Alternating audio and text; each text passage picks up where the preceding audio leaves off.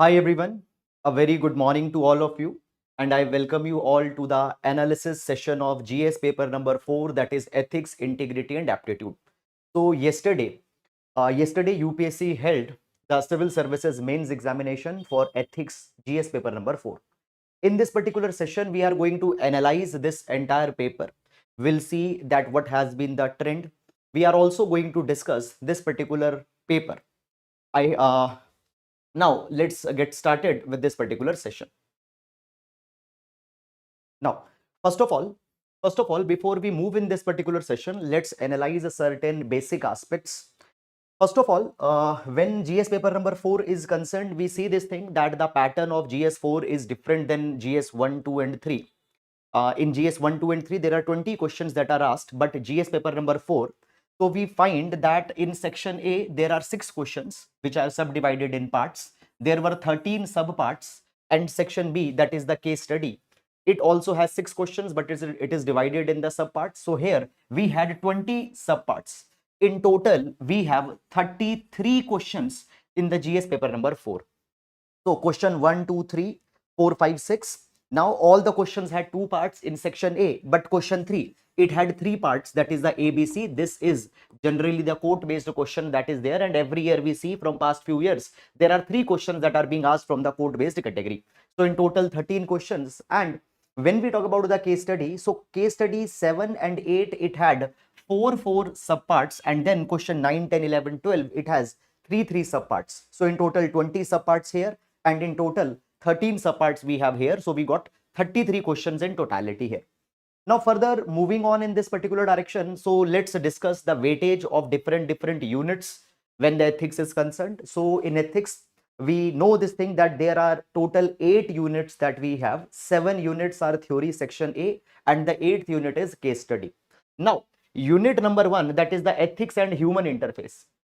Unit number 1, that is ethics and human interface, we find that questions worth 40 marks were found from this particular section. We'll be discussing that also. Then from attitude, we don't had any direct question, though indirect application of attitude will be there in some of the questions, but direct question on attitude was not there. Aptitude and foundational value, there was one question, 10 marks.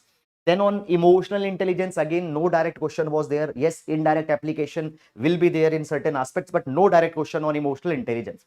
Then philosophy and quote. So the standard has been followed. So every year now we see that 3 questions are coming from the quote and philosophy section. So I am putting it in the philosophy section, that is unit number 5.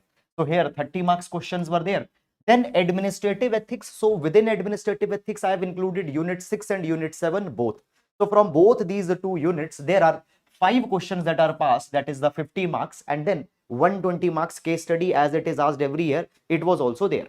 So this was the total allocation unit wise in terms of the marks. Now next, what is the difficulty level of this particular year paper? Now 2022 last year paper, it was believed as considerably easy. So where this 2023 last year paper, so this year 2024, where it stands now. First of all, when the difficulty aspect is concerned, there is a lot of subjectivity. What you call, what I call difficult might not be difficult for you. So if we little bit put it in objective manner, then the difficulty could be on 2 bases. Number one, when section A, when section A is concerned, so what are the questions which are little bit difficult? These are those questions which are deeply opinionated questions, which are not directly coming from any keyword or directly not coming from any one specific unit.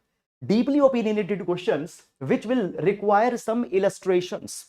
Let me show you example here. So here I have a question. This is question paper of 2022. So there are these 2 questions that you have. Both questions look lengthy, but one of a question is opinionated, but one question is directly from the syllabus. Now you see, first of all, let's read this particular question 1B of 2022. Question says, apart from intellectual competency and moral qualities, empathy and compassion are some of the other vital attributes that facilitate the civil servants to be more competent in tackling the crucial issues or taking critical decision. Explain with suitable illustration. Now this particular question is directly from the aptitude plus foundational value. Empathy and compassion are directly given in the syllabus, and the question wants you to elaborate on these 2 particular values in the context of civil services. Not a difficult question. Directly it could be attempted from your syllabus. But if you read this particular question, now the question reads, wisdom lies in knowing what to recon and what to overlook. An officer being engrossed with the periphery, ignoring the core issues before him, is not rare in the bureaucracy. Do you agree that such preoccupation of an administrator leads to travesty of justice to the cause of effective service delivery and good governance? Now, many number of times we see that the civil servants, they are just caught on the fringes. They just are caught on the basically nitty-gritties, hairlines of the law. They don't understand the spirit of the law. It leads to the travesty of justice. Now you need to explain it, but with the help of some examples also you have to give. Now, this particular type of a question where you need to give opinions on the basis of some illustration. So I will put this particular question in a category which will come in moderate to difficulty level, but because you cannot directly attempt it from your the notes, etc., you have to do some thinking part. So when we talk about such deeply opinionated questions, how many questions we got this year? So we got 5 questions. So in total, 50 marks worth of question from section A were from this particular category. Here I am putting 3 questions that are from quotation, 3 questions from quotation, that is question 3A, B and C, and 2 questions, that is question 4B and question 5B, needed that particular thinking part. So this is about the section A. 50 marks questions we can put in this category, and then the question was moderately easy. Other questions were moderately easy. Then further moving on, what about the case studies? So when the case studies are concerned, so in case study, there will not be this such thing that you are not getting the answer of the case study or you don't have any idea of the case study. These things usually don't happen. So case studies, they become difficult because of 2 things. Case study become difficult because of 2 things. Number one, many number of times there are so many subparts in case studies. There are so many questions that they are asking in the case studies that you will not be able to complete your paper on the time. Maybe 1, 2, 3 subpart you will leave, or because the case studies are so lengthy, you will not be able to give that particular substance. This is not the problem because you don't have content, because you don't understood it. This is because of the content. This is because of the fact that the case studies are very lengthy. Now, case studies become lengthy because of 2 things: subparts, many subparts, and secondly, a lot of fillers are there in the case study. They are so lengthy that reading it once might take 1 or 2 minutes. And in case if you want to read a case study twice, a lot of time will just be wasted in just reading and comprehending the case study. Now, let's analyze the case studies on this particular aspect. So if we see the pattern in past 3 years, how long are the case studies usually? So in 2022, the case studies were 2452 words. Now, approximately 5-6 words might be here and there. So 2452 words were there in 2022. Approximately 1810 words in 2023. So case studies were not lengthy. Okay, around 1/3 length has been reduced. Now 2024, there were 1879 words that are there. So in terms of 23-24, now 23 paper was easy, but it was 23 paper was easy. So here we find that no such drastic changes there.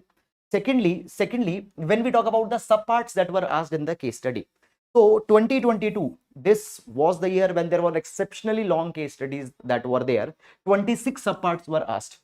Last year, only 15 questions were asked in the case study, 15 subparts. This year, we have 20 subparts. So the case studies are relatively more lengthy compared to last year, and number of questions being asked in the case studies are relatively more. Okay.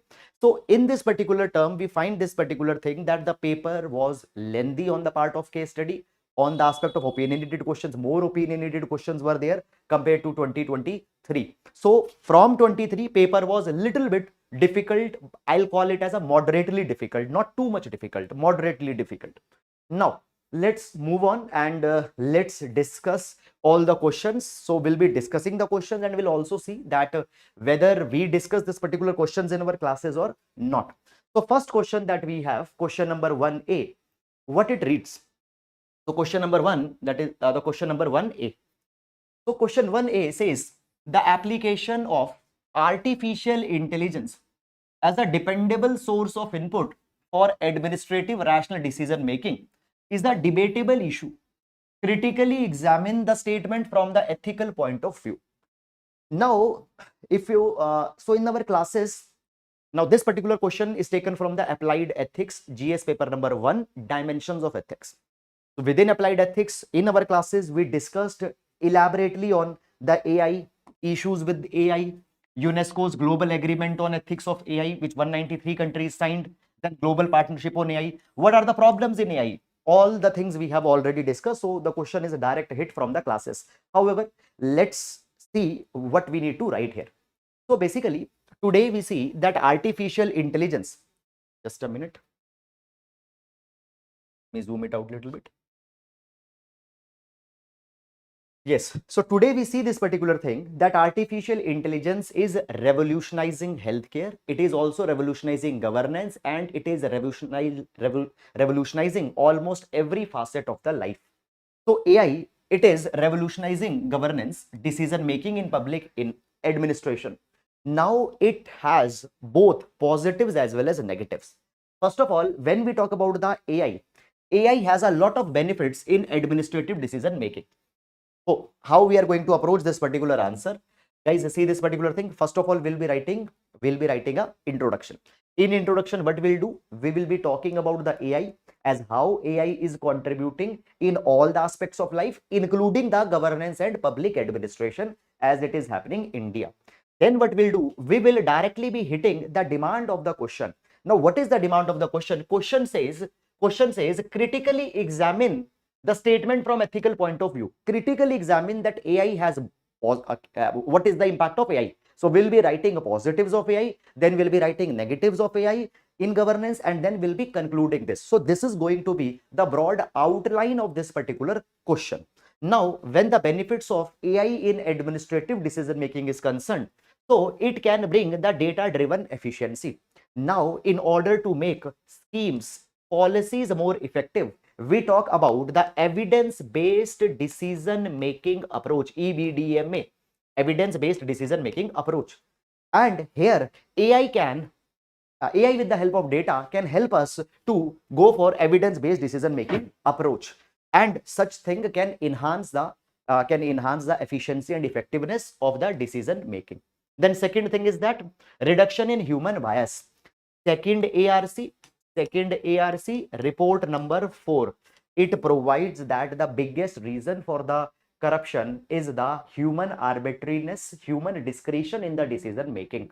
Now human discretion can be removed by the inclusion of technology. So artificial intelligence can automate the decision making, and by that human bias can be reduced, and as human bias can be reduced, effective delivery of services will happen, corruption will be removed. Third, speed and accuracy. Now, artificial intelligence can make decisions with a lot of speed. A lot of menial processes can be eliminated with the help of AI. So, governance will become more objective. Governance will reach to the vulnerable sections. Corruption will be eliminated, and the speed and accuracy will come. But at the same time, there will be certain challenges also. There are certain challenges also that we have. Now, what kind of challenges we have? So also government is using the AI, for example, Bhashini software, that is the National Language Technology Mission. So AI is being used here for the translation. Now, concerns that are there. Number one, lack of accountability. If artificial intelligence in governance makes some faulty decision, then who will be held liable? How that particular thing will be rectified? In the case of a human, we can pinpoint that particular error to a human, and we can rectify that thing for the future. But how we are going to do it in AI? Then there can be the biases in algorithm. Now, biases might not account for a particular section in the society, and this particular thing has even been highlighted. That, for example, we find this particular thing that for example, when we talk about the global front, India and China, they constitute 1/3 of the global population. But in the AI data sets, I'm talking about the global data sets, only 3% of the images that are used in the Google brain, they are of Indian and Chinese people. It means that the global data set, they have less representation of Indian people, Chinese people. So when you will make decision on the basis of AI, what will happen? There is a possibility that it can commit mistakes, because in data sets their representation is less. Same thing comes here also. That these algorithms, they might be biased. certain groups, the data sets of certain groups might not be properly represented. It might lead to problems. Fine. So decisions might be taken against the marginalized groups, against the minority communities. Then transparency and explainability. So often AI operate as black boxes. A lot of decisions they give, a lot of output they give. We cannot explain that why a particular type of output it gave.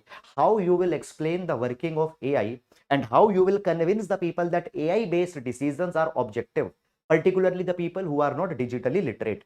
How you'll explain them? This is going to be a problem. Then erosion of human dignity.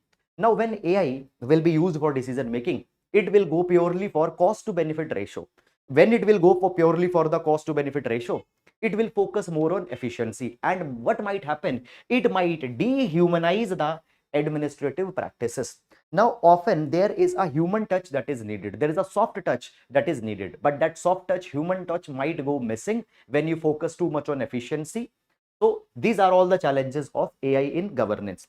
So when we talk about AI undoubtedly can enhance efficiency, can bring objectivity in decision making, but it should be used to complement humans. It should not substitute, it should not replace humans. So only under the oversight of humans, AI is to be used. AI is to be used.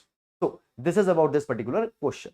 Now, moving on to the next question, that is question number 1B.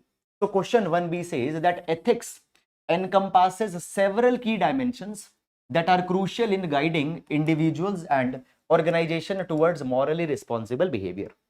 Explain the key dimensions of influence human actions. Discuss how these dimensions shape ethical decision making in the professional context. So, what ethics ensures? Ethics guides the individuals and organizations. Ethics guides individual and organization towards morally responsible behavior. Now, first of all, so in our notes, the first topic that we have is the introduction to ethics, and there we already have discussed that why to be ethical, what ethics promotes in human life or society. So again, the question can be solved easily, solvable question. Let's discuss it. Now, how to start this particular question? So first of all, in introduction, what we can do? In introduction, we can simply start by giving the definition of a keyword, that is ethics. Okay. So now, if we talk about the introduction, so here we can start with the quotation. So Potter Stewart, what he says, ethics is knowing the difference between what you have a right to do and what is right thing to do. Or second ARC, how it defines ethics. Even this definition from second ARC you can use in introduction. Second ARC report 4 says ethics is a set of standards that society places on itself and which helps guide behavior, choices and action. So what both the definitions are saying? Both the definitions are going in line with the questions premise. What question says? Question says ethics encompasses several dimensions that are crucial in guiding individuals and organization towards morally responsible behavior. So ethics is telling you what is right to do. Therefore, ethics is guiding you towards morally responsible behavior. Fine. Okay, so we'll be complementing it with the definition. Again, I'm saying one thing, only definition you need not to write. You need to write a definition and then you have to attach that definition. You have to complement that particular definition with the premise of the question. That is, you'll say, according to Potter Stewart, ethics is knowing the difference between what you have a right to do and what is right to do. And by this understanding, ethics guides individuals and organization towards morally responsible behavior. Crisp, short, to the point introduction. Then we'll go in body. And we'll say how ethics, what dimensions of ethics shape ethical decision making. Okay, how ethics shape ethical decision making. So number one, ethics helps in the realization of duties and responsibilities. Often duties are ignored, responsibilities are ignored, but an ethical person will realize its duties and responsibility. And when everyone will do the duty, what will happen? It will lead to dharma based society. it will lead to the dharma based societies. And when the civil servants realize their duties and responsibilities in professional context, they can deliver services effectively. Okay, so again, what is the question? How these dimensions, ethical dimensions, shape ethical decision making? Second, when ethics is concerned, ethics inculcates desirable values. Ethics inculcates desirable values, and these values also guides a human as well as guides the civil servants. For example, values such as empathy, compassion are inculcated by ethics, and these values guide the civil servants, and they are able to cater to the vulnerable section of society. Then third, ethics, it provides the needed tools to resolve ethical dilemmas. For example, ethical theories, ethical frameworks, deontology, consequentialism, virtue ethics, they help in resolving the ethical dilemmas. In administration also, a lot of ethical dilemmas they develop. For example, environment and development. Suppose there is a multi-purpose project is to be constructed in a river valley. Okay, now development is more important or environment is more important? It is a dilemma. Now that dilemma can be resolved through the ethical frameworks, ethical theories, deontology, consequentialism. So these are the ways that ethics is guiding individual, ethics is guiding a civil servant. Okay, then particularly if we talk about ethics, ethics guides public administration, governance, lawmaking. How? When we talk about the ethics, okay, first of all, this is just an additional point. You see this thing that ethics has always been associated with moral governance. We have one example, Yudhishthir. Yudhishthir, because he was righteous, through his righteousness, he governed the kingdom and was able to bring a lot of prosperity in the kingdom of Indraprasth. But at the same time, most prosperous society that were there, when ethics declined and corruption came, these societies declined. Okay, and here we have example of Roman Empire. Even Edward Gibbon said that if I have to give you one reason for fall of Roman Empire, it was corruption. So when ethics is not there, governance will decline. When ethics is there, governance will improve. So therefore, ethical frameworks help the administrator. How specifically they will help? This is just an additional point. Fine, you will not have a space to write it in the examination. Just I am telling you. Now, we find this particular thing that ethics will help in realization of Gandhian ideals, Antyodaya, Sarvodaya, Ram Rajya. Ethics will guide civil servants. Okay, so again, I will just bring you back on the question so that you know that we are on the line of the question. What question says? Discuss how these dimensions, that is ethical dimensions, shape how these dimensions shape ethical decision making in professional context. So ethics can help in realization of Gandhian ideals, Antyodaya, Sarvodaya, Ram Rajya. Ethics guide civil servant towards constitutional morality, which at the end of the day will deepen the democracy. Okay, fine. So many points we have in this particular direction, but these 4 or 5 points will be more than sufficient to write our answer. Then moving on, next question. That is question number 2A. Now, Russia-Ukraine war is going on from so many days, so many months have happened. On this particular line, question has been asked. In fact, two times question on war has been directly been asked. So question says, it is not enough to talk about peace. One must believe in it. It is not enough to believe in it. One must act upon it. In the present context, the major weapon industries of the developed nations are adversely influencing continuation of number of wars for their own self-interest all around the world. What are the ethical consideration of the powerful nation in today's international arena to stop continuation of ongoing conflicts? So if you remember what happened last year, US supplied cluster ammunition to Ukraine. Those bombs were used in the Russia-Ukraine war and it became a major controversy also. In fact, when the US was supportive of Israel, when Israel was bombing the Gaza Strip, that time also it became a major controversy that US deliberately is doing it because US wants to sell their weaponry to these war-torn countries. Okay, so in this context, they have asked this particular question. Now, so in the classes also we discussed the issues of war. And when we are discussing the issues of war, we discuss the just war theory. In just war theory, we discuss the jus ad bellum, justice of the war. Here we discussed 5 principles that are to be considered for any war. Okay, so we can use the content from here. Now, first of all, introduction. Introduction.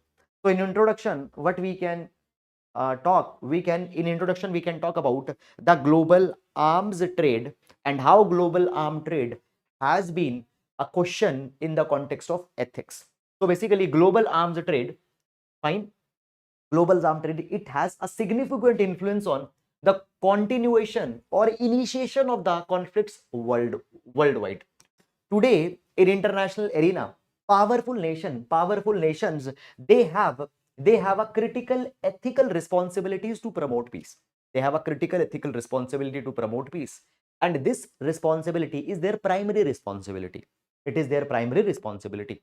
Now, despite of the calls for peace, despite for the calls of peace, and despite promotion of peace being their ethical responsibility, what countries are doing? Countries are doing contrary.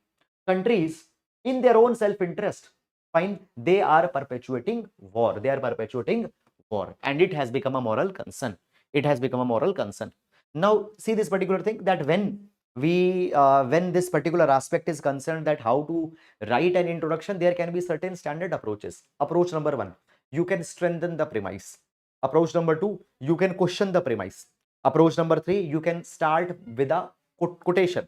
Approach number 4, what you can do, you can elaborate or you can simplify the premise. Okay, these are some of the standard approaches. Then there can be one approach, but it has a limited utility in ethics 4. That is, you can give the hook from the contemporary recent times also. But that approach we don't use that much in ethics. So what we have done, we have elaborated. Also, we have created a premise that for the self-interest, wars are being continued, and the countries, they are going against their primary responsibility. Now, what are the ethical considerations of the powerful nations? What are the ethical considerations of the powerful nations to stop the conflicts? Okay, so questions is this only. What are the ethical considerations of the powerful nations in today's international arena to stop continuation of ongoing conflicts?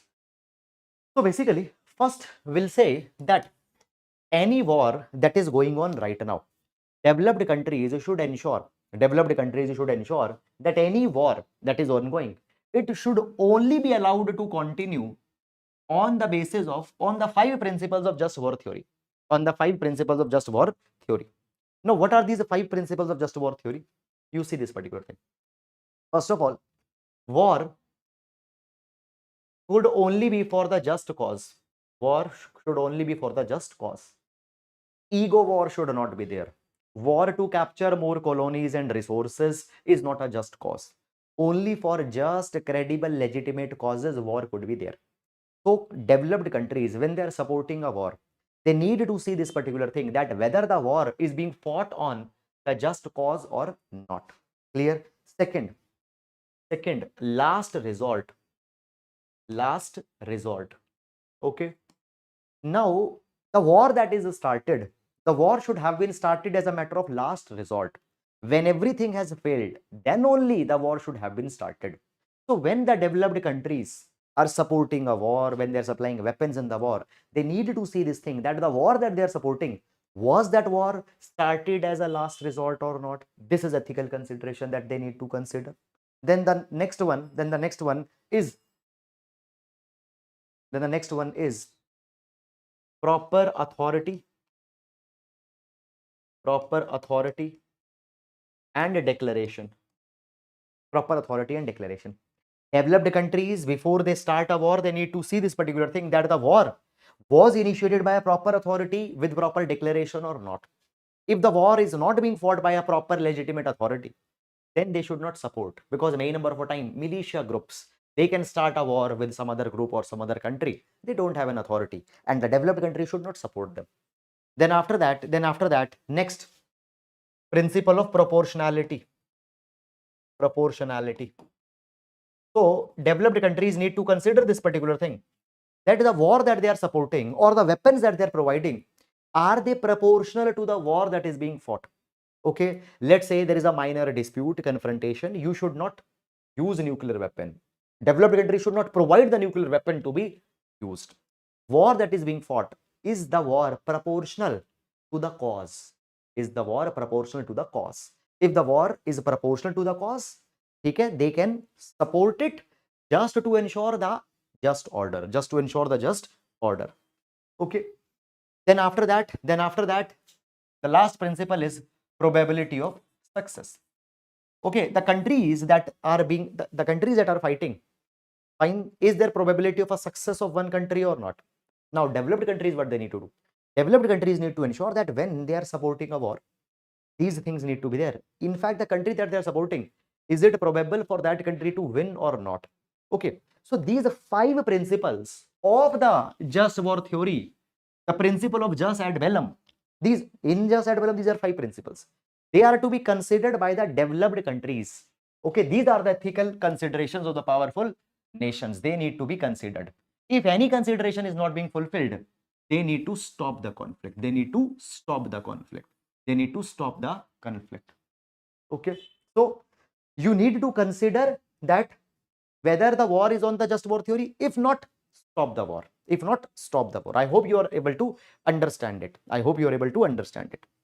Then next, other factors that they need to consider to stop the conflict. Long-term peace over the short-term profit needs to be there. Long-term peace over the short-term profits is there. Fine, don't bother about the long-term, don't bother about the short-term profit, bother about the long-term peace. This is the principle on whose basis they should stop the war. Global peace and collective security is the responsibility of the developed countries. So on this particular basis, they should stop the war. They have a moral responsibility to protect life. So this is also the basis on which the powerful nations, they should stop the conflicts. So now powerful nations must rise above the shallow self-interest. They must rise above the shallow self-interest and should work for the collective well-being, collective harmony. Okay. Next question. Next question. So we have this question on global warming. Again, the question is from ethics and human interface, applied ethics. Applied ethics. What does the question reads? Question says, global warming and climate change are the outcome of human greed in the name of development, indicating the direction in which extinction of organism, including human being, is heading towards loss of life on Earth. Okay. How do you put an end to this to protect life and bring equilibrium between the society and the environment, between the society and the environment? Okay. Now, so today global warming, it is global warming is happening, climate change is happening, and this is the outcome of the human greed. Today human, they just want development. That development they want just for the fulfillment of their material desires. So the development for the fulfillment of material desires, it is harming environment, it is harming the ecology. Now, so we discussed it in the applied ethics, we discussed it in the applied ethics, in environmental ethics. So we discussed about the environmental ethics. Quotations like the world has enough for everybody's need but not for greed, reference of silent spring and population bomb, Prithvi Shukta of Atharva Ved. And here if you see, we discuss the issue of ecology and development, and we discuss certain case studies also. Sterlite, Andaman Nicobar, Silver Line project. Okay, so we discussed it. Now, how do you put an end to this to protect life and bring equilibrium between society and environment? So global warming and climate change. First of all, introduction.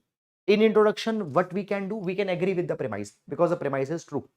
So global warming and climate change, they are direct consequences of unsustainable development practices, which are driven by the human greed, relentless exploitation of natural resources, fine industry, economic growth. They have pushed the planet towards ecological instability, which is a threatening species, which might lead to mass extinction, which might lead to hazardous consequences in the future. Okay. Now, what we can provide?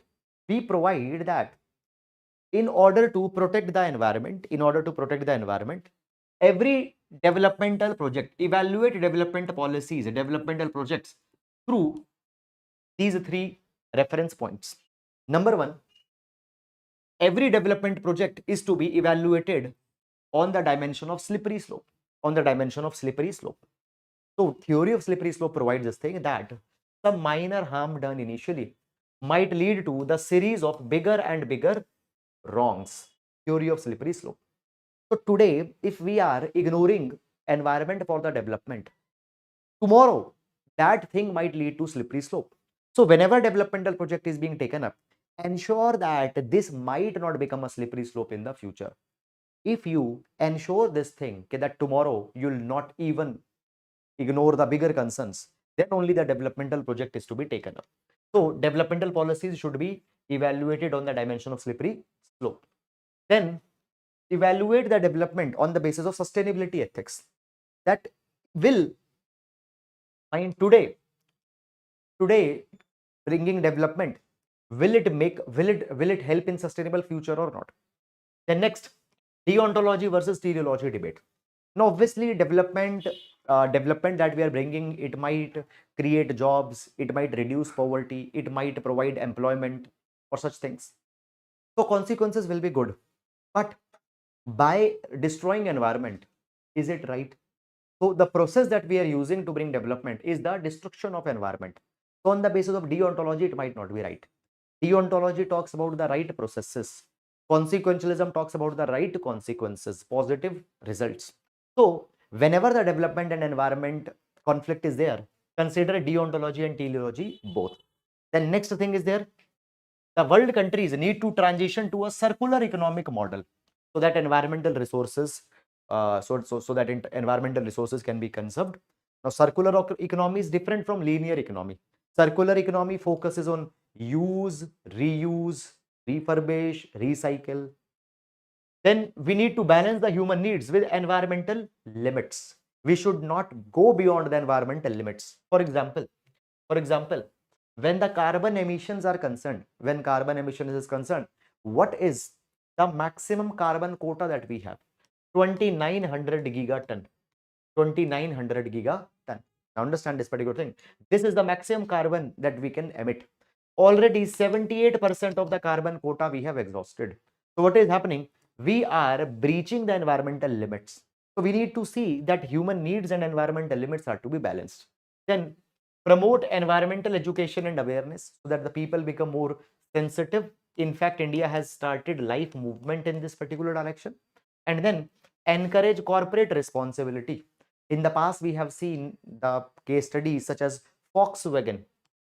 Now, Volkswagen, the German car manufacturer, what they did, they fitted their cars with a cheat device. And because of that, their cars actually were emitting a lot of emissions, but they were giving false reading. They were giving fake reading. So we see this particular thing that corporates often they have led to exploitation of environment.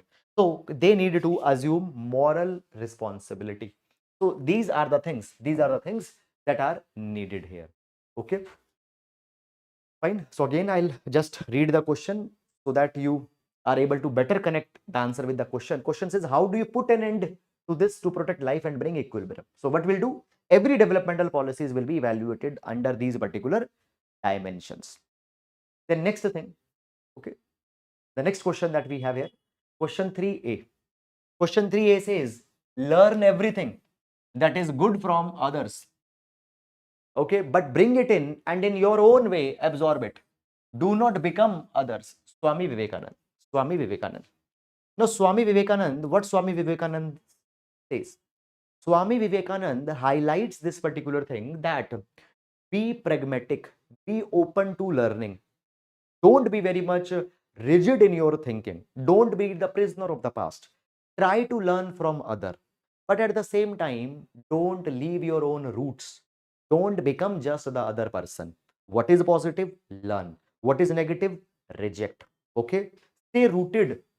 Now, Swami, now here, you see, introduction, what we can do. So the good approach to write these quote-based question is that in introduction, simplify that particular quotation. So just even a 5th grade kid can understand it. So Swami Vivekanand's quote emphasized the importance of learning from others without losing your own identity, without losing one's own individuality or identity. What it encourages? It encourages adopting the best practices, best values, best lessons from the other people, and they are needed to be assimilated You need to learn and they need to be assimilated in a unique way that aligns with your personality, that aligns with one's unique personality. Now, if you want an alternative way to write introduction is also, you can complement it with the Gandhiji's quotation. So Gandhiji, so what happened? So Gandhiji said that I want to build a house, I want to build a house which will be open from all sides so that wind can crisscross through this house, but at the same time, I will refuse to get detached from my roots. I'll refuse to get detached from my roots. Now, what it means? Gandhiji is saying that I want to build a house means I want to be a kind of a person. I want to build a house open from all sides. I want to be a person which learns from all the culture, which learns from all the social values and norms. But at the same time, I will not forget my own unique identity. So this is what also you can do.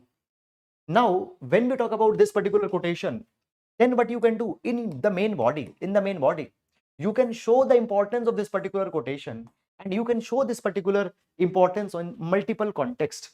You can show this particular importance in multiple contexts. For example, in the context of globalization, we see this particular thing that because of the globalization, a lot of global exchanges are happening. These global exchanges are happening on the front of culture, on the front of economy, on the front of values, on the front of political values. These cultural exchanges are happening. Now, as globalization has exacerbated, enhanced the exchanges on the world level, we need to absorb only the good things. We only need to absorb the good things. What is happening today? Today, because of the globalization, we are losing our local identity in the name of global. Fine, we need to keep it in mind. Then westernization. Today, what has happened because of the westernization, there is a kind of a west toxification that is happening. Today, we are getting influenced by the Western, and everything that the West is doing, we think that is the right approach. There is a West toxification that is happening. We need to understand this particular thing, that Western countries can teach us something, but we should not abandon our own local customs, local cultures, local identities for the West.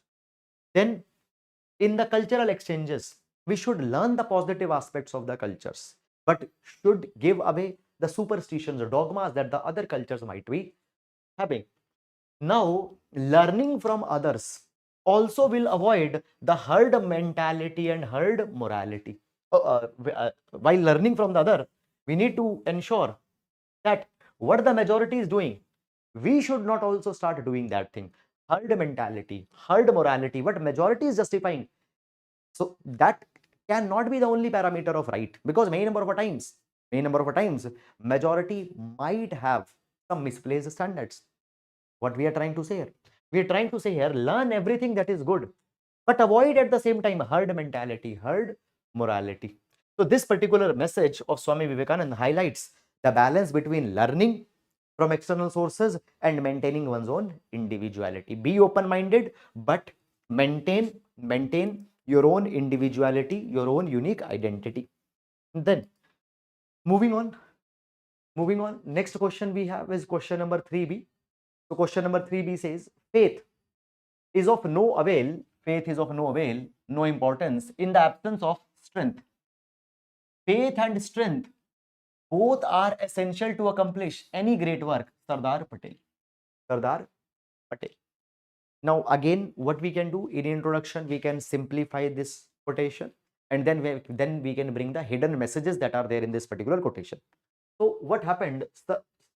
Sardar Vallabhbhai Patel highlights that there are two important attributes to a successful life. Okay, to any successful endeavor. That is, number one, you need to have faith. Number two, you need to have strength.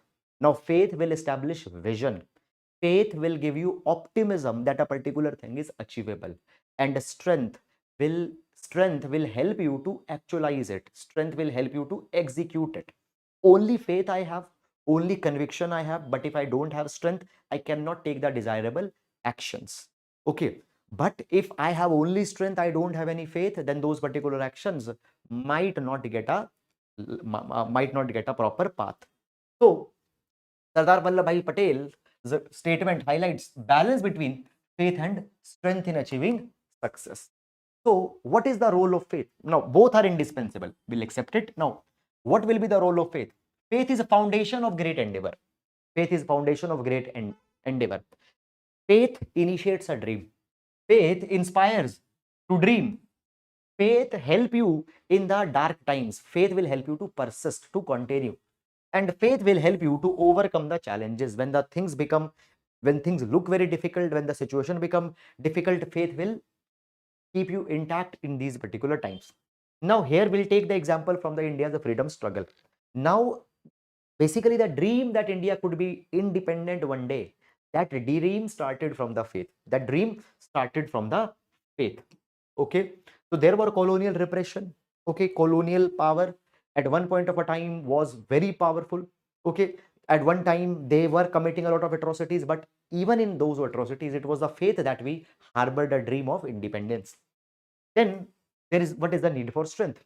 Now, strength in terms of both. Now, when we talk about strength, it's not only physical strength as well as mental strength. Both are very much necessary so that the faith can be translated in action. Faith might become just a figment of imagination if strength is not there, because that strength will put that particular faith in execute. Strength will help us to take the actual concrete steps. So, without strength, faith remains a mere abstraction. It remains a mere abstraction.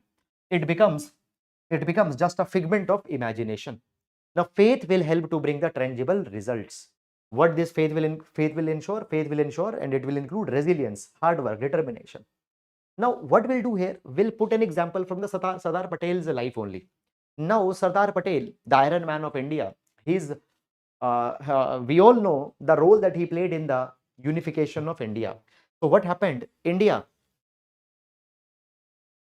we find that with the integration of 560 plus princely states, Indian Union was created. Now, this dream that these 560 plus princely states could be unified by Indian Union, it started with the faith that Sardar Patel had. Then this particular faith was followed with strength, and by that Sardar Patel was able to unify India, and 560 plus princely states were unified. So faith without, now interdependence of faith and strength will show the interdependence of faith and strength. One in isolation cannot be useful. So faith without strength will be futile, will be a figment of imagination. Similarly, strength without the faith will lack direction, will lack meaning. So we need to have both, and then it can have application in governance and leadership also. So for example, administrators, they need to have faith in law, they need to have faith in judiciary, they need to have faith in the system, and then they also need to have the required strength to enforce the rule of law. Okay. Now moving on. Question 3C, in law, a man is guilty when he violates the rights of others. In ethics, he is guilty if he only thinks of doing so. If he only thinks of doing so, Immanuel Kant. So this quotation we have discussed many number of times in our classes also. In fact, if you see, we have discussed law, rules and regulations as source of ethics. There we discussed also that what is the difference between law and ethics. We have discussed the difference between the law and ethics. Okay. Now, how we can start this particular quotation? So as I said that this kind of an approach is a decent approach and will help you simplify the quotation that has been given. So basically, Immanuel Kant, what he's doing, Immanuel Kant in his statement, it is drawing a distinction between ethical guilt and legal guilt. Between legal guilt and ethical guilt. Legal guilt will emerge when you have broken the law. Ethical guilt will emerge when you even thought to break a law. Okay, so basically when ethical guilt is there, ethical guilt is more broad. Ethical guilt puts a lot of responsibilities on an individual. Okay, ethical guilt, you might be unethical. Ethical guilt is more broader. It might go beyond the legal framework. Now, one particular thing you see that when we talk about the ethics and law, ethics and law. Ethics is based on maximalist standard. Law is based on minimalist standard. What does it mean? Law will always impose you, law on you will impose the bare minimum standards that you need to follow. Bare minimum standards that you need to follow. For example, when you are riding a motorbike, law says at least wear a helmet. This is a bare minimum that we expect from you. At least don't harm anyone. This is law. This is bare minimum that we can expect. You want you want to do charity, it is optional. You may do, you may not do, but at least don't harm the people. This is law. Law is putting the bare minimum things that you need to do. Ethics, maximalist standard. It will impose on you the perfect type of behavior. It will impose on you what ought to be, what is ideal. Ethics will impose on you what is ideal. This therefore, you see this particular thing. Law, minimalist standard. At least this much you should do. Ethics, maximalist standard.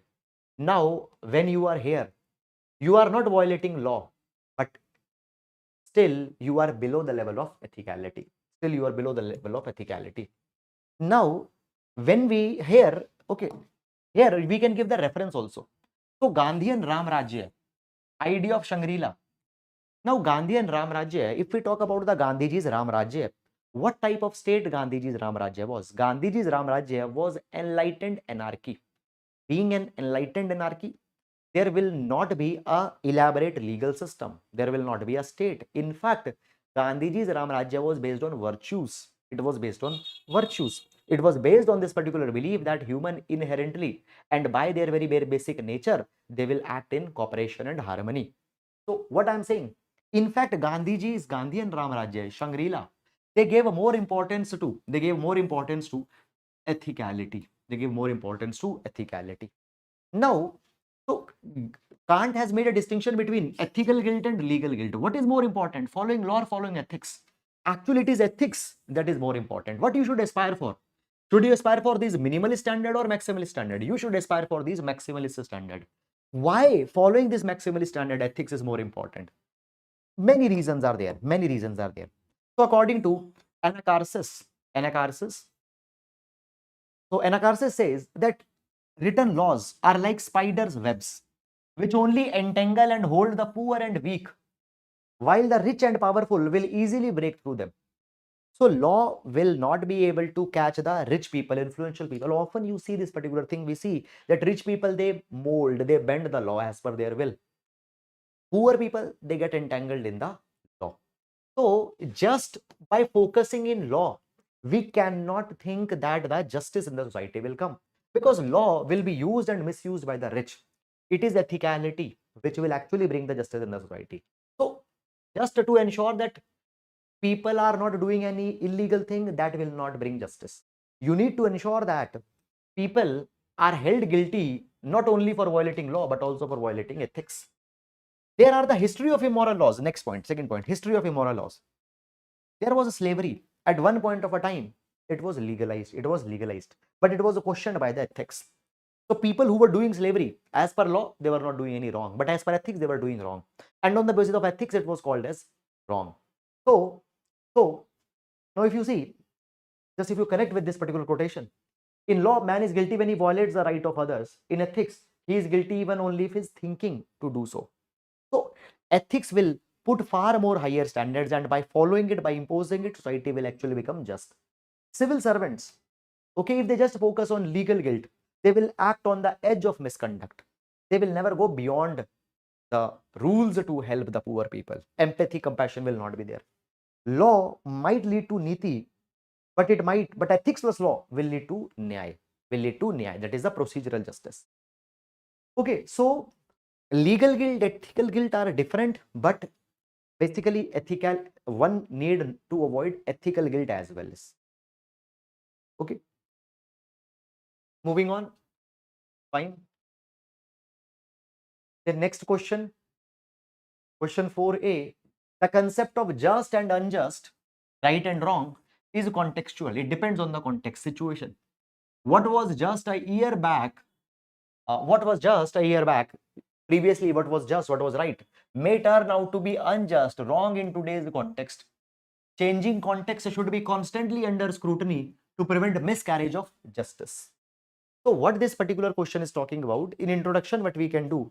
In introduction, simply we can write that the question is talking about ethical relativism. Okay, so just we can write 2 lines, 3 lines on ethical relativism.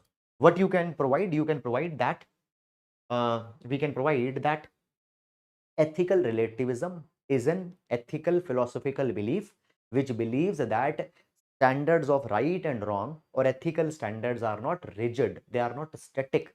Rather, ethical standards evolve over a period of time. They evolve over a period of time. And this has been supported by the Greek sophist thinkers also. It has been supported by Greek sophist thinkers also.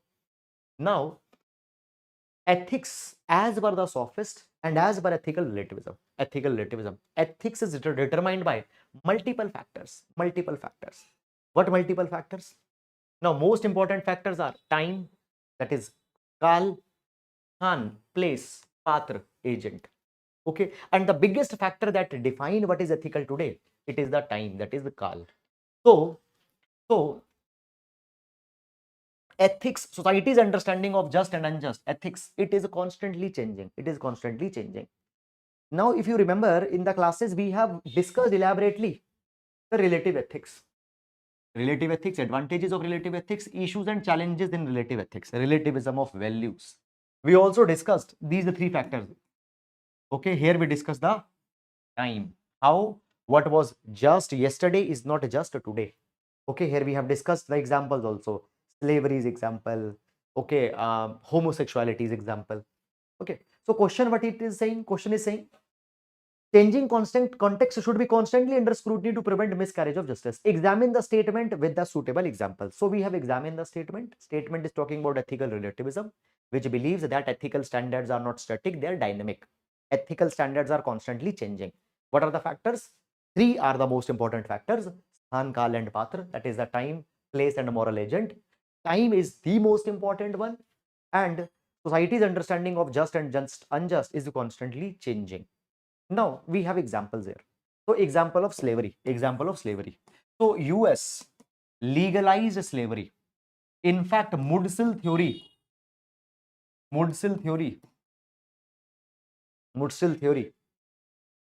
was widely accepted in US. Mudsil theory provided this thing that the slaves are the national treasure. It justified slavery. But today, slavery has become unethical. Homosexuality. So, Victorian standards of morality that were imposed in India. Victorian standards of morality that were imposed in India by the Britishers. What they provided? They provided this particular thing that homosexuality is a sin. Homosexuality is unethical, and therefore it was made as illegal. But today, Section 377 got decriminalized. And in Navtej Singh Johar case, what happened? Supreme Court itself ruled that criminalization of homosexuality goes against one's privacy, one's right to privacy. Then adultery. So Supreme Court in Joseph Shine case declared that adultery was the most immoral law. So we have these examples that at one point of a time these things were not a major ethical concern, but today they have become a major ethical issue. So society's understanding with respect to ethicality, unethicality, society's understanding of right and wrong is constantly evolving. It is constantly changing. It is constantly changing. We have seen this particular thing and we have all these particular examples. Okay, so I hope how you'll approach this answer. So first you will make the base. You will give the example of relativism. You will justify it that there are the factors. Ethics are the standard of right and wrong. They are determined by society. Such standards are reflected in the law, but society's understanding is constantly changing, and then we'll give example. So therefore, justice needs to be rooted in contemporary understanding of ethics. Justice cannot be there if you are still driven by centuries old understanding. So justice will only be coming when you have the contemporary understanding of ethics. Okay. We discussed elaborately it already in our notes. Then next question, question 4b. What it says, mindless addiction to form, ignoring the substance of the matter, results in rendering of injustice. A perceptive civil servant is one who ignores such literalness and carries out true intent. Examine the above statement with suitable example. So basically, what question is talking about? Question is talking about the difference between letter and spirit. Difference between letter and spirit. So a good civil servant, an ethical civil servant, need to understand the spirit of the law. They need not to go in the literal nitty-gritties. They need to understand the spirit of the law. That is more important. That is more important. So in public administration, civil servant, what they need to do? They must interpret rules and policies with the true intention. They should not be focused too much on the nitty-gritties. They should not be too much focused on to the minor aspects. Blind adherence to procedure without considering the actual needs and the context might contradict the entire principle of justice. Now you see this thing. We have many explanations for this particular thing. We have many explanations. So basically, who is a perceptive civil servant? Perceptive civil servant must understand the true spirit, true intention behind the law and policy. For example, you take this thing. For example, there is an emergency situation such as the COVID, and people are hungry. People need food. People are hungry. People need food. In this particular situation, if a civil servant, rather than providing the food, focus more on fulfilling formalities, then the entire purpose, entire objective might get defeated. Entire objective might get defeated. So instead of rigidly following the letter of the law, they should interpret that what the law intends. And many number of times, the civil servants have to bypass the rigid formalities. For example, in ensuring food supplies, particularly during disaster relief, that is very important. Disaster relief, that is very important. Okay. The next thing that comes here, if civil servants don't understand the intention, they don't understand the spirit, they might create a bureaucratic red tape.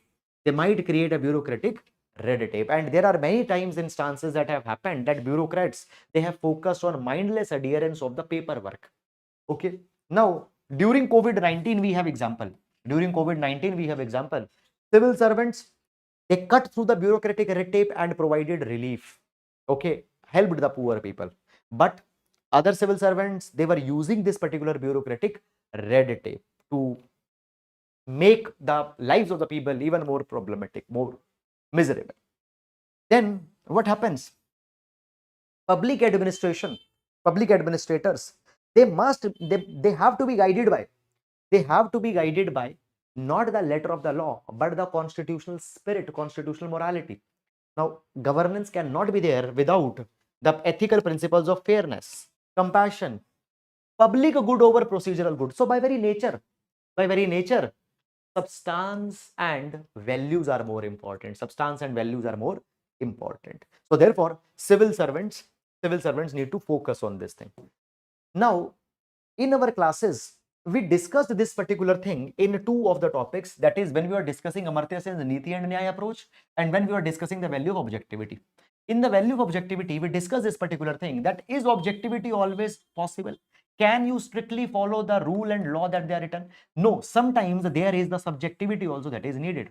Now, when this particular subjectivity will come? This subjectivity will come in place when you have to interpret the law beyond its literal meaning. And in Amartya Sen's idea of Niti and Nyaya, what we discussed? In Niti and Nyaya, we discussed this particular thing, that civil servants need not to only focus on procedures, that is the rules. They need to focus on the delivery of justice on the ground. They need to focus on delivery of Nyaya. So these are the two places where we discussed also this.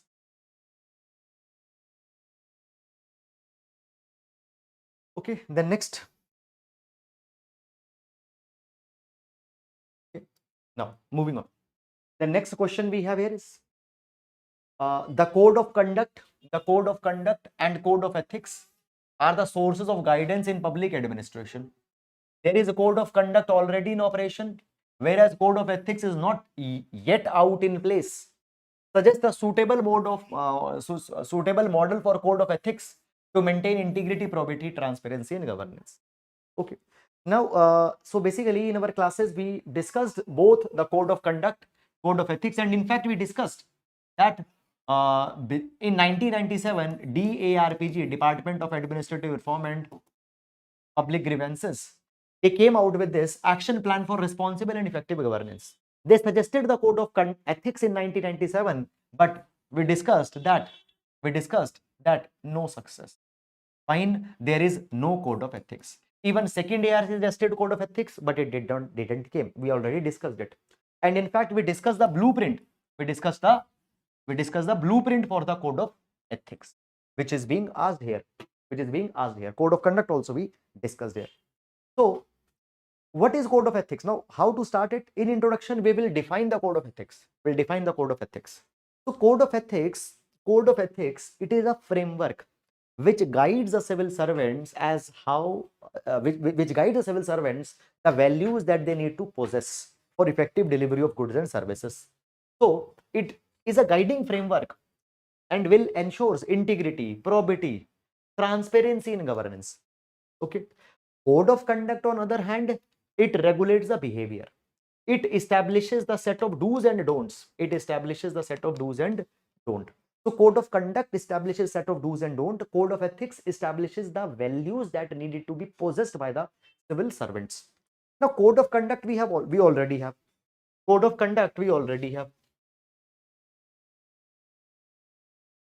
So we have Central Civil Service Conduct Rule 1964 and All India Service Conduct Rules 1968. So already we have conduct rules. Code of ethics, it has been suggested but not implemented. Now, what can be the blueprint of suitable code of ethics? So, first of all, obviously it is a code of ethics, so it will have some values. So you can give the values that minimum these values need to be there in code of ethics. Now, I will advise you that you not only give the values but also give the references of certain committees and reports which have talked about some specific values. Okay. Now, so we have discussed already, and the same content we'll use here. So we discussed that ARC 10th report. Now, ARC report 4 is on ethics, but ARC 10th report, it has talked about some values. ARC 4th report has also talked about. So these values were mentioned in ARC report 10. Okay, though ARC report 4 is on ethics. So it has talked about certain values: integrity, impartiality, devotion to duty. Draft Public Service Bill 2007, it also talked about some values such as patriotism, allegiance to constitution. Okay, so what I want you that you take 3-4 values. Okay, 3-4 values and use multiple references that these values need to be there, and also explain these particular values. Okay, the next thing what needs to be done, code of ethics need to be given a statutory or constitutional backing. Now, when statutory and constitutional backing is concerned, we could have mentioned the case study of Australia and Poland. Now, Australia and Poland, what they have done, they have imbibed their code of ethics in the constitution. Okay, so code of ethics have been inculcated in the constitution. So by that, they are giving it a backing. So that could be done. And then there has to be mechanism for implementation.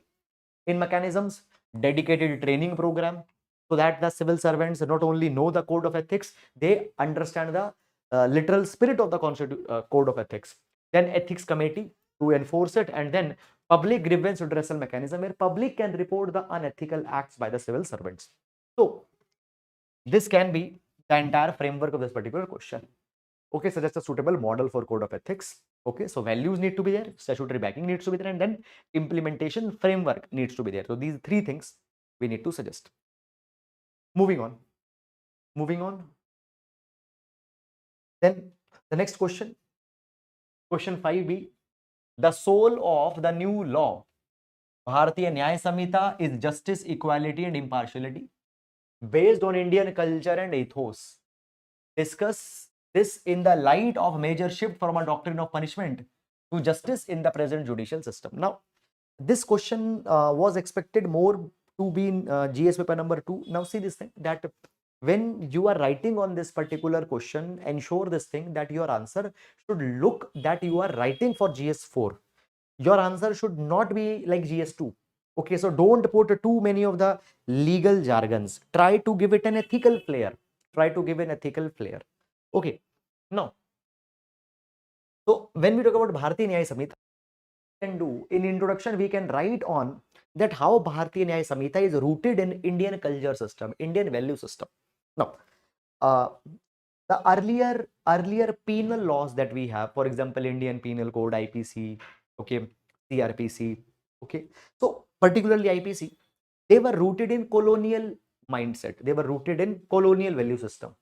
So Bharatiya Nyaya Samhita, it aims to replace the colonial era penal law.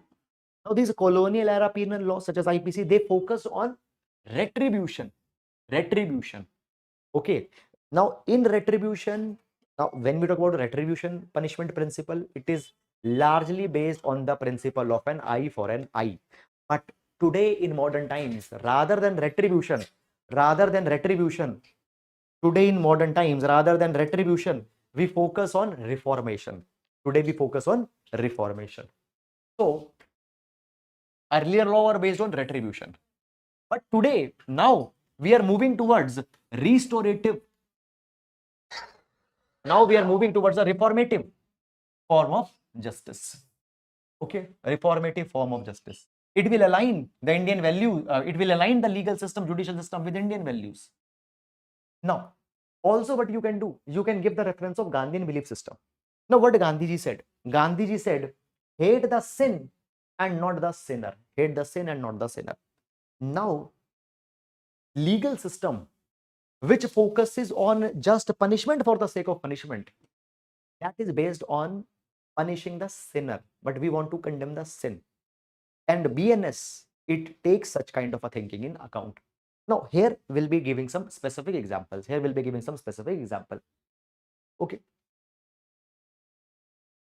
Here we'll be giving some specific example. Now, when we talk about BNS, Bharatiya Nyaya Samhita, so it reflects a shift in perspective. Now, basically, Bharatiya Nyaya Samhita, rather than punishment, it focuses on reform. Okay. Also, it just not aims on punishing the offender, but also focuses on rehabilitation, restitution of victim. Also, when we talk about certain minor crimes, in order to reform the perpetrator of crimes, the punishment such as community service has been added. Second, when we talk about Indian culture, it emphasizes values such as ahimsa, dharma, karuna. And BNS, what it focuses upon? It focuses on these values that are to be there in the legal system. Okay, so it talks about that the legal system needs to be neutral, without biases of color, class, caste, and gender. So new value systems are being imparted. Then when we talk about justice, justice is always celebrated not for the result but for the process. In this context, mob lynchings, mob violence have been included elaborately to send a clear message that such things are not instant justice but they are heinous offense. And also adultery has been removed, which sends a message of gender equality. Now you see what we are doing. We are making this particular answer more normative, more value based. Question says that BNS is rooted in Indian culture and ethos. Discuss this in the light of major shift from punishment to the justice. So we are not only focusing on punishment through this particular law, we are focusing on bringing a social reform. That all dimensions, the examples you can give. The next question we have here, in Indian culture and value system, an equal opportunity has been provided irrespective of gender identity. The number of women in public service has been steadily increasing over the years. Examine the gender specific challenges faced by the female public servants and suggest suitable measures to increase their efficiency in discharging their duty and maintaining high standards of probity. Now, women in public services, civil services, this kind of a theme has been asked multiple number of times.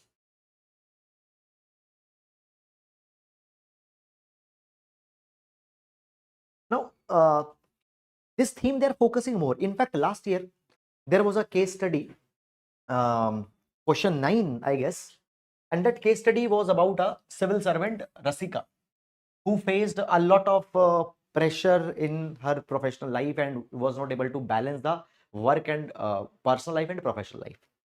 So this theme, it is being asked from 2 years. Now, first of all, when we talk about the women in the public services, so their number has increased over the last few years. Now, this data might not be there with you in the examination. Okay, but just to give you an insight, according to Trivedi Center for Political Data, when we talk about the proportion of women officers recruited to the IAS, it was just 5% earlier. Now it reached to 15% in 1970s, 25% to 2000, and 27% to 2020. So proportion of women in public service, civil services, particularly IAS, has been increasing. Okay. Now there are multiple things that are there. Number one, their representation in civil services is increasing. In fact, government is prioritizing women in public life, and that you can see with through the clarion call that is being given by government.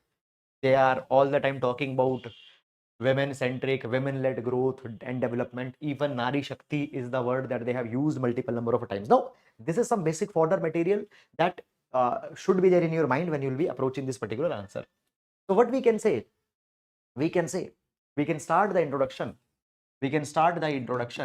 by this, that government over the past few years have prioritized women led model of development. Government has prioritized Nari Shakti, and in such capacity women are being prioritized in the public service, and consequently their number in public service is steadily increasing. Okay, now we'll go to the question. Question says, examine the gender specific challenges faced by public servant and suggest suitable measures. So challenges that they are facing, and what are the measures? Okay, so as the challenges are concerned, the first challenge that they face is that often work-life balance becomes a problem. Now, when we talk about women, why work-life balance is a big problem for women but not for men? It is because women, they are believed as the backbone of care work. Women, because of the gender role that are existing in the society, it is believed that is the women's responsibility to do the domestic work. So women have been given more onus of domestic responsibilities, and because of that, often they are not able to balance it. Then there is a gender bias. Then there is a sense of gender bias even in the public services. Often there are a lot of type of tasks, lot of type of deputations, lot of type of assignments in which it is believed that men can perform better. Okay, and such kind of postings are specifically given to men. Then there is a lack of representation of women in higher positions. Okay, then culture and social constraints are there, particularly when women are dealing certain areas which are not that much developed, where the conservative people backward population is there women are not given the lead roles. So cultural and social constraints are there which restrict the women in such kind of profiles. Stereotyping of role still exists. Now what can be the measures? So measures can be to strengthen the institutional support so that the institution's system promotes women and breaks these gender stereotypes. Gender sensitization and bias elimination program in community and large as well as within the administration. Okay, and encourage mentorship and network. So within the public administration, civil services, fine, women's leadership forum can be established. Okay, then there is one question, and it was a very expected kind of a question. Mission Karma Yogi. So question reads, Mission Karma Yogi aims for maintaining a very high standard of conduct and behavior to ensure efficiency for serving citizens and in turn developing oneself. How will this scheme empower the civil servants in enhancing productive efficiency and delivering the services at grassroots level? So again, Karma Yogi also, we have discussed it at many places in our classes. So we discussed the entire mission Karma Yogi, components of Karma Yogi, how Karma Yogi. Now, Karma Yogi's role at many places we have discussed. For example, in work culture, we discussed about Mission Karma Yogi. Okay, ways to improve work culture in bureaucracy, we discussed about Mission Karma Yogi. We discussed Mission Karma Yogi to build the suitable attitudes in civil servants. There we discussed Mission Karma Yogi. Fine. We discussed the role of Karma Yogi in developing EI in civil servants. Okay, there we discussed the Karma Yogi. Okay, fine. So we discussed Karma Yogi at multiple places. Now, first of all, what we can do, we can in introduction just talk about the Mission Karma Yogi. We can give a brief background. We can give a brief understanding on Mission Karma Yogi. So Mission Karma Yogi, what it aims to do, it aims to bring a structural transformation in the bureaucracy. It aims to create a service-led bureaucracy. It aims to make that bureaucracy moves from rule-based order to the role-based order. So Mission Karma Yogi, okay, capacity building program for civil servants were launched by the government of India to transform and to inculcate the capacity building framework for civil servants. It aims to enhance their efficiency, accountability, and ethical conduct. Now, how Mission Karma Yogi? How Mission Karma Yogi will empower civil servants? Empower civil servants. Okay. Why? Question says, how will this scheme empower the civil servant? To enhance their productive efficiency and for delivering the services at grassroots level. Now, in this particular question, you are not required to write too much on the components, but components are to be used while explaining your points. I hope you are understanding. You need not to explain components just for the sake of components, because question is not only on Karma Yogi. Question says that how Karma Yogi will help civil servants. So we'll bring the components of Mission Karma Yogi, but we will bring it to showcase that how they will help in capacity enhancement. Let's see this thing. So when we talk about Mission Karma Yogi, within Mission Karma Yogi, there are the personalized training programs that are there. There are personalized training programs that are there. Even there are capacity building commissions that are there under the Mission Karma Yogi. So personalized training program, capacity building programs. What they will do? They will enhance the competency of the civil servants to deal with the specific challenges. And by that, they will be able to deliver the services to the grassroots. Okay, this line will add in all the points. Then digital tools, platforms such as iGot platform.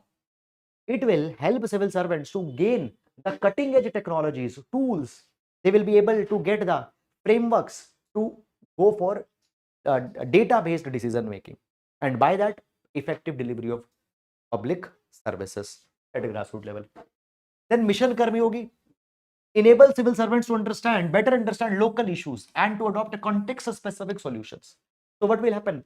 Custom tailored approach. One size fit all will be avoided. Custom tailored approach will be there, which can help them in better delivery of goods and services. Then citizen-centric approach has been prioritized. Okay, so the citizen-centric approach will make civil servants more empathetic, responsive, and effective. And civil servants who are empathetic, responsive, and effective can better deliver, can better connect with the public at the grassroots. Then mission will foster an innovative mindset, and by this innovative mindset, civil servants can adopt new ideas, best practices.